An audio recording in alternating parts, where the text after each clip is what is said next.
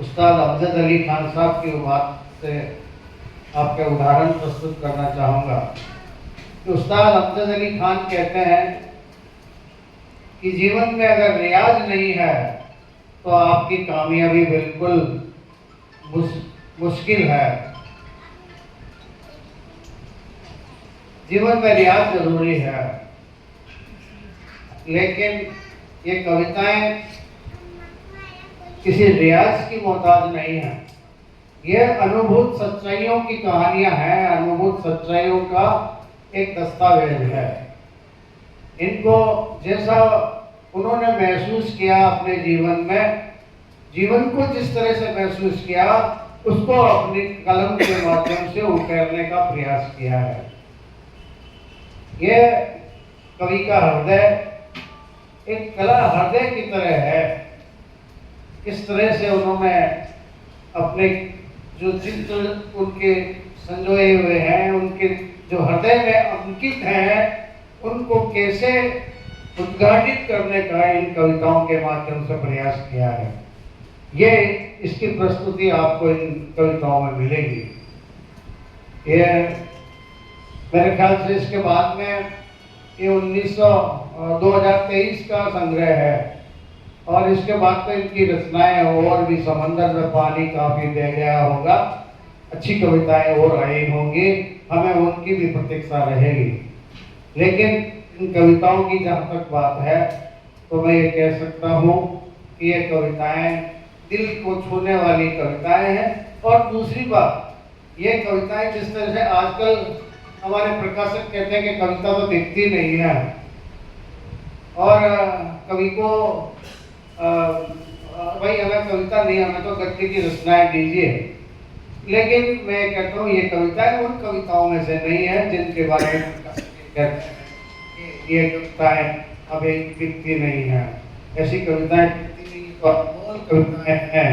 मैं ये कहता हूँ कि इनमें पूरा जीवन है। जैसा तस्लीम बता रहे थे कि इसमें हमारा ग्रामीण जीवन, हमारा बचपन, हमारी जवानी, हमारा प्रेम, हमारे जीवन के जो भी उपादान हो सकते हैं वो सारे के सारे उपादान इन कविताओं में पूरी तरह से एक चित्र की भांति हमारे सामने उभर कर आते हैं। जब भी आप इन कविताओं को पढ़ते हैं तो एक दृश्य से उभरते लगते हैं। ये कविताएं सपाट बयानी नहीं है।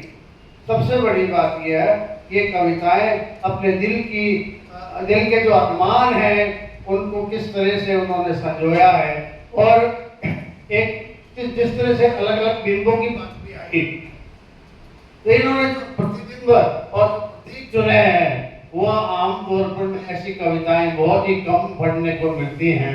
इसके बारे में मेरा छोटा सा मैंने जो ऑब्जर्वेशन लिया है वो मैं आपको बताना चाहता हूँ।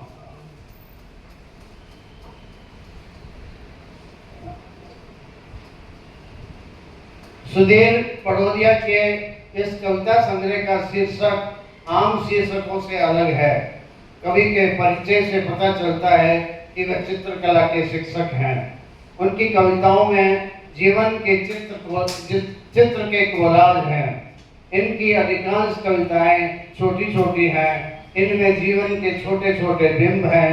जीवन एक इंद्रधनुष की भांति होता है जो विविध रंगों से भरा है।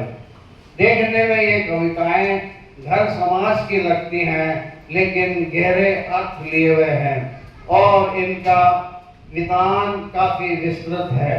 कभी कभी इनसे ऐसी छवियां और ध्वनियां उभरती हैं कि मानो वे हमारे दर्शन शास्त्र और समाज शास्त्र के सिद्धांतों को अपने भीतर समेटे हुए हैं, जबकि वास्तविकता इससे अलग है। कवि ने कविताओं को रंगों की अमूर्त भाषा से इन्हें गूंथा है। इससे इनका सौंदर्य निखर आया है। कविता शब्दों का गुंफन नहीं होती, अपितु अनुभूत सच्चाइयों का दस्तावेज होती है। इनमें अनेक गूढ़ रहस्य छुपे होते हैं। कविताएं एक प्रकार से आत्म साक्षात्कार होती हैं। इसलिए कहा जाता है कि अनुभव जितने गहरे होंगे, कविता उतनी पुख्ता, गहरी और विश्वसनीय होगी। सवाल ये उठता है कि आखिर कविता है किस लिए। ये कविता हमारे जीवन को गुंजायमान करती है, हमारी कविता हमारे जीवन में खुशियाँ लाती है, हमारे दुख दर्द में हमारा साथ देती है। कविताएं हमारे आत्मा को शुद्ध करती है, कविताएं हमारे जीवन को सच्चाई से रूबरू कराती हैं।